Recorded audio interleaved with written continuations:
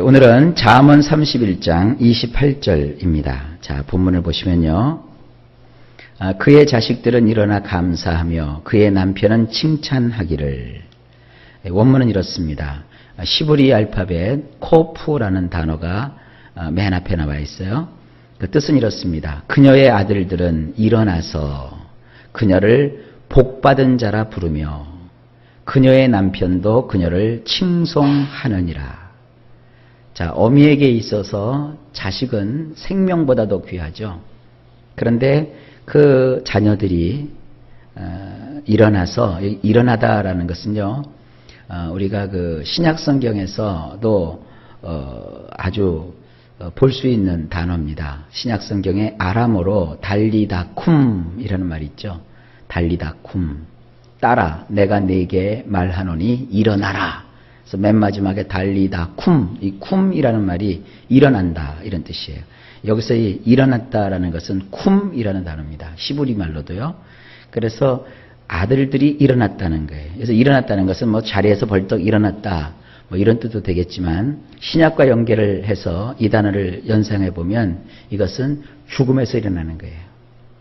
그리고 불황에서 일어나는 거예요. 절망에서 일어나는 거예요.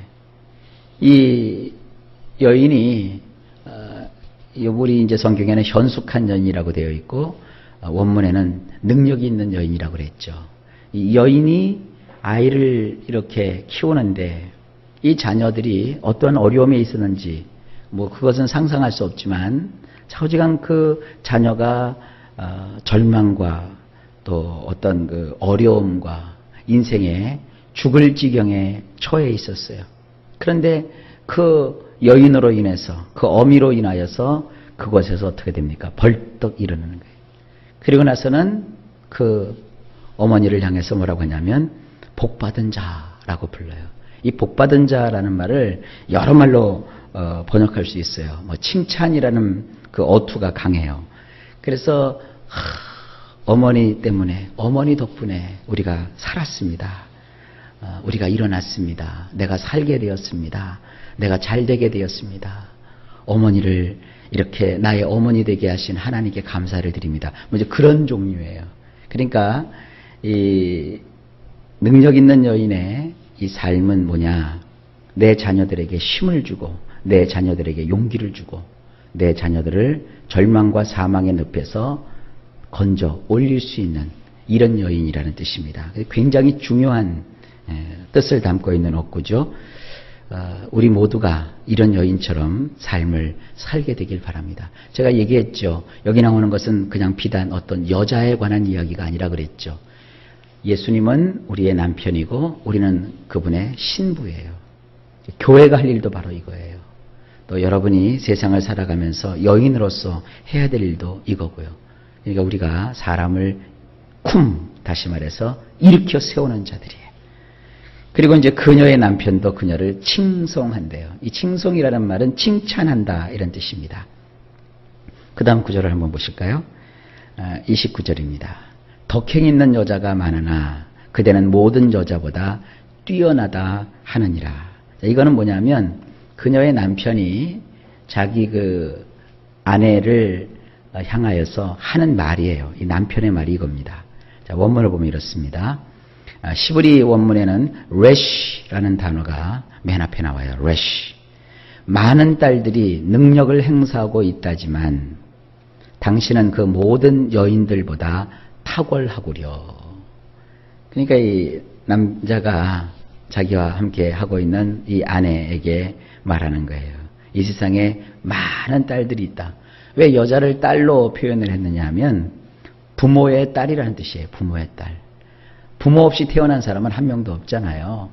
근데 하여간 이 멋진 문학적인 표현이에요. 이 세상에 딸들이 참 많다. 그래서 저 나름대로 재능을 가지고 저 나름대로 힘을 가지고 저게 나름대로 열심히 멋있게 산다고 하지만 당신은 그 모든 여인들보다 탁월하다. 가장 뛰어나다. 이런 그 말을 듣는데요. 이건 뭐 1등 했다 이런 것보다는 그 사람의 존재 가치가 귀하다.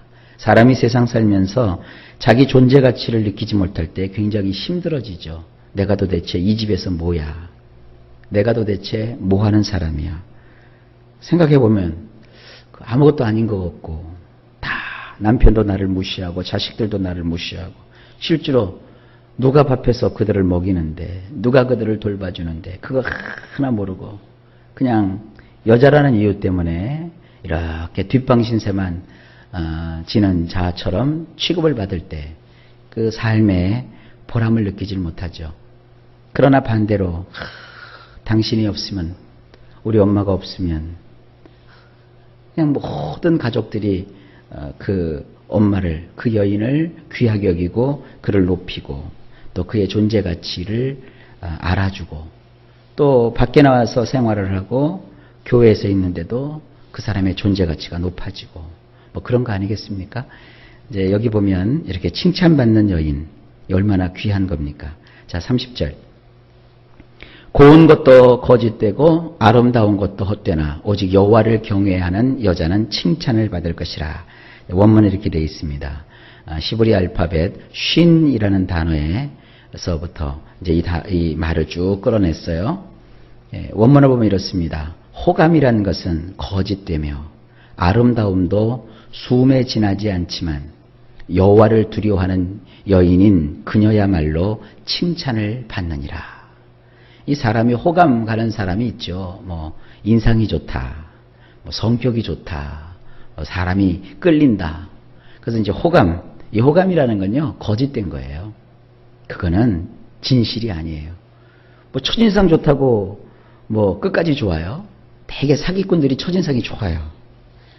그리고 남을 속여먹는 사람들이 첫인상이 좋아요. 이 교회도 이렇게 나와갖고 처음부터 막 신앙 좋은 척하는 사람들 보고 저는 희망을 갖지 않아요. 신앙은요 서서히 그 냄비 말고 왜 옛날 시골에서 밥 해먹는 그 큰 거 있죠, 솥단지. 그 무쇠 솥단지처럼 서서히 달아올라야 그게 진짜예요. 막 금방 뭐 그냥 신앙이 대단한 것처럼 하다가도 푹 식어버리고 그거 다 거짓된 거예요.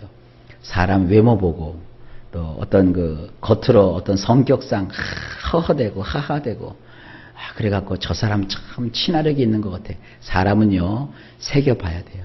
장은 담궈봐야 되고요. 그러잖아요. 장을 담궈서 된장을 떠서 먹어봐야 장은 맛으로 승부하는 거고요. 사람도요 역시 사귀어봐야 알아요.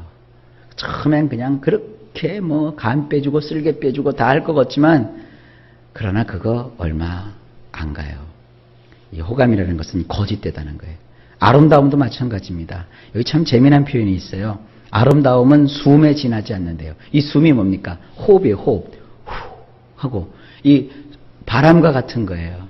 헛된 거예요. 아무것도 아닌 거예요. 뭐가? 아름다움이라는 거. 사람이요 이렇게 뭐 빼어나게 잘생겼다. 그리고 굉장히 아름답고 멋있다. 그건 한 번 내쉬는 숨에 지나지 않는 거예요. 그러면 무엇이 사람으로 하여금 칭찬을 받게 하는가? 바로 이겁니다. 여호와를 두려워하는 것. 이 두려워한다는 건 뭡니까? 하나님을 예배하는 것, 하나님을 섬기는 거예요. 그렇게 하나님을 두려워하는 여인, 바로 그녀야말로 칭찬을 받는 거래요. 저도 그렇고 여러분도 그렇고 평생을 하나님을 경외하는데 우리의 시간과 물질과 우리의 모든 것을 쓸 수 있기를 바랍니다. 그래야 칭찬받는 자가 되는 겁니다. 마지막으로 31절입니다. 그 손의 열매가 그에게로 돌아갈 것이요 그 행한 일로 말미암아 성문에서 칭찬을 받으리라. 자, 원문을 보면 이렇습니다. 시브리 알파벳 맨 마지막이 타우이거든요. 타우. 이 타우로 시작되는 이 마지막 구절은 이렇습니다. 그녀의 양손의 열매를 그녀에게로 돌아가게 할 것이며 성문들에서 그녀가 행한 것들로 말미암아 그녀는 칭찬을 받게 되느니라. 가만히 어법을 생각해 보세요. 그녀가 양손을 눌려서 열심히 땀 흘려 수고해갖고 열매를 얻었어요. 그런데 옆에 있는 사람이 그녀의 손의 열매를 싹 뺏어가요. 보람이 없죠. 그녀가 열심히 수고해서 양손으로 열매를 거두어 드렸으면 그 열매는 마땅히 누구에게 돌려야 돼요? 그녀에게 돌려야 돼요. 그래야 그녀가 보람을 느끼는 거예요. 성문들에서 그녀가 행한 것들로 말미암아 그녀는 칭찬을 받게 된대요. 요새 성문이라고 하는 것은 지난번에도 제가 얘기했죠. 이스라엘 사람들은 큰 그 성문 앞에 광장을 가지고 있어요. 여기는 사람들이 모여서 재판도 하고 뭔가 의논도 하고 회의도 하는 장소예요. 그러니까 공공의 장소예요. 그곳에서 사람들이 그녀가 행한 것들로 말미암아 그녀를 공개적으로 칭찬을 하는 거예요. 바로 이런 그 두 가지가 인생으로 하여금 보람을 느끼게 하는 거죠. 내가 수고한 열매를 결국은 내가 가질 수 있다는 것. 그리고 내가 땀 흘려 수고했는데 결국 그로 인하여서 무사람들한테 칭찬을 받는 것. 이것이 뭐냐? 삶의 보람이에요.